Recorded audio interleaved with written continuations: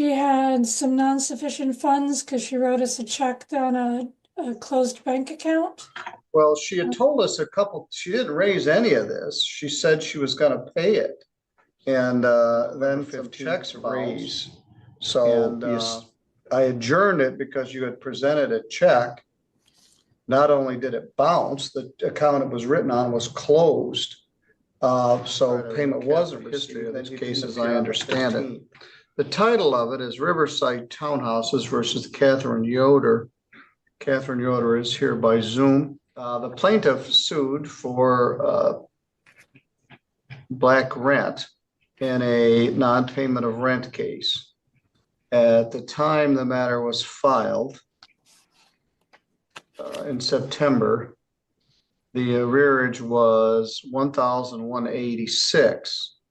Now, we just had a previous case, 241208 LT, dismissed in August.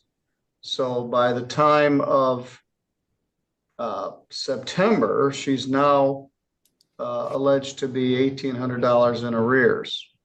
So she was personally served with a complaint, and we had a hearing that was on November 15th. The amount of rent was $718, $184.47, and for a total of $902.47 due by November 25th, or the defendant was subject to eviction. As I indicated, she was personally served. She did not appear. We got an email from the defendant on December 4th. In point of fact, if plaintiff had sought the eviction before that. But anyway, it wasn't a formal pleading, it was an email. So it doesn't have anybody's heading on it. She didn't pay a filing fee.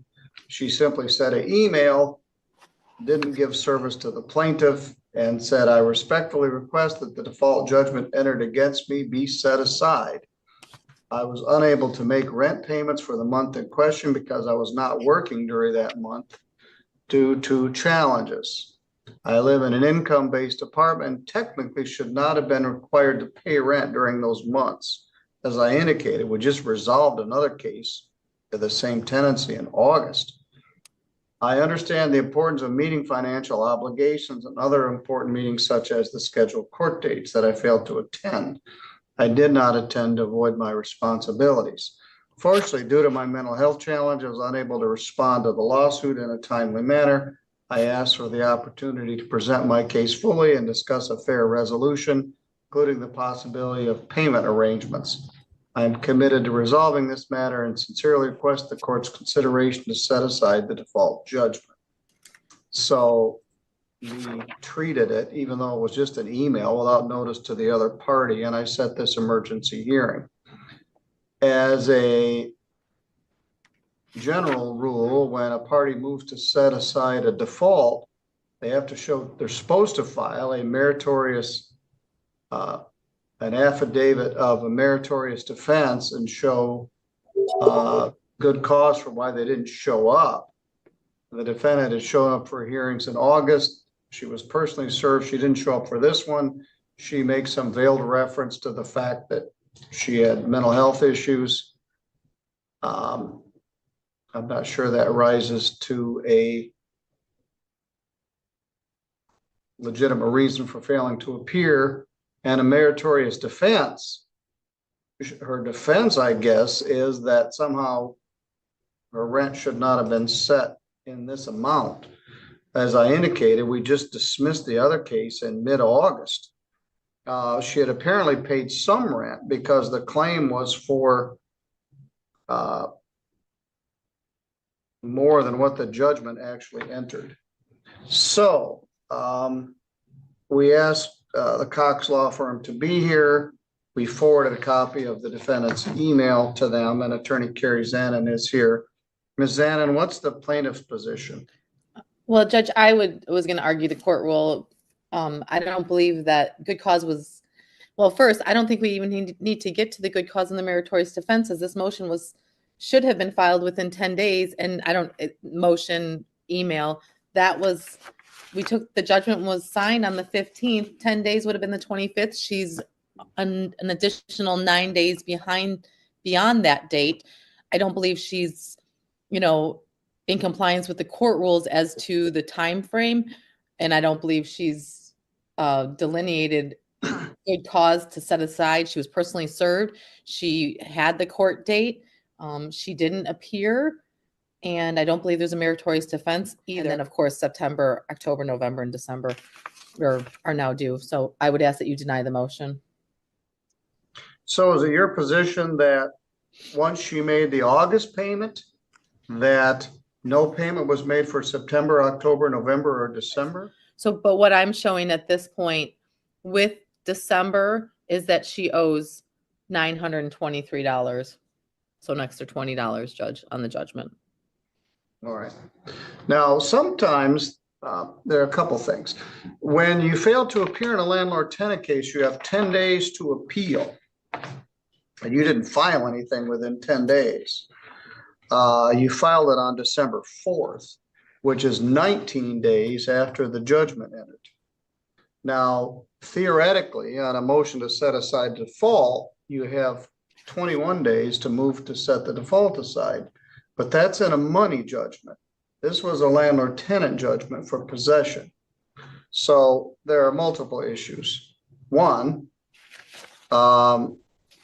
there's no meritorious, well, it's multiple. You didn't properly file it. It was filed more than 10 days after the appeal period. It wasn't served on the other party. We served it. You didn't file an affidavit of meritorious defense, and I'm not sure there is a meritorious defense. You simply owe the rent. Somehow it's your contention that it shouldn't have been calculated as this, but we just had another case about 3 weeks before it, and you're employed now and working somewhere in what looks like a good job. So they want to stand by the original order that's now 923. So what are you seeking at this point, Ms. Zanna? An opportunity for her to pay the rent or a writ of eviction? I believe we are asking for a writ of eviction based on the judgment that was signed on November 15th, 2024. All right. Ms. Yoder, what's your position? I'm wondering, what job do you feel that I have? I've been Well, unemployed you said since you were July. out of state as at a conference. That is not So related to work, Your Honor. Oh, okay. I thought it was. And I've been work unemployed since July 25th. And the reason why I've not, she's giving me the $528 rent fee for August is because I neglected to let her know that I quit my job at Gemstone Solid Surfacing in Elkhart, Indiana, July 25th. So she's putting that $528 for rent in August. And then the extra fees are the court fees for the missed court hearings that I missed. So how am I supposed to pay for that with no job? Plus, I've had interviews. I've applied for over 30 jobs remotely and out of in the workforce, and I've not been able to get hired. For that reason, I really don't know, other than the fact that I've been trying to do my best. Well, I respect that, but none of that's a defense of the fact that you haven't paid your rent. Now, Ms. Kalmbach, could you unmute? She says she quit her job. Did she ever notify management or ask for a recertification? She did, and that's why she only owes the August rent, because she did come in and we did take her down to 0. All right, so she owes August rent, but she's 0 currently. Yes, September 1st, she went down to 0 rent. All right, so how do we get 923? Let me look at her ledger. She had some non-sufficient funds because she wrote us a check on a closed bank account. Well, she had told us she didn't raise any of this. She said she was going to pay it. And then some checks bounced. And let me back up. We were here on November 4th. And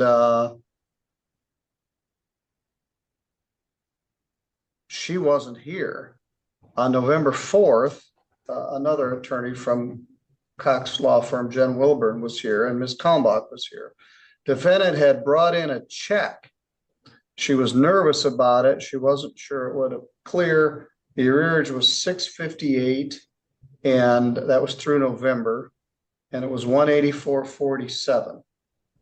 So it didn't include, she brought in a $658 check, but did not include legal fees. So she missed the first hearing on November 4th, but because the check had come, I waited to see if it cleared. I continued it to November 15th. Ms. Kalmbach indicated that the check had bounced and did not clear. The defendant did not appear, and I issued the default judgment. 718, 184.47, and 902.47 total. The check came back as account closed, which actually is a misdemeanor. And so the check didn't clear, the account was closed, the defendant didn't appear, she didn't file anything within 10 days, and the plaintiff still wants her to move out. All right. So, Your Honor, could I add something else? yes, Back in July or August, I believe, the landlord came in to check my ceilings, and she had said that she was going to come get them fixed.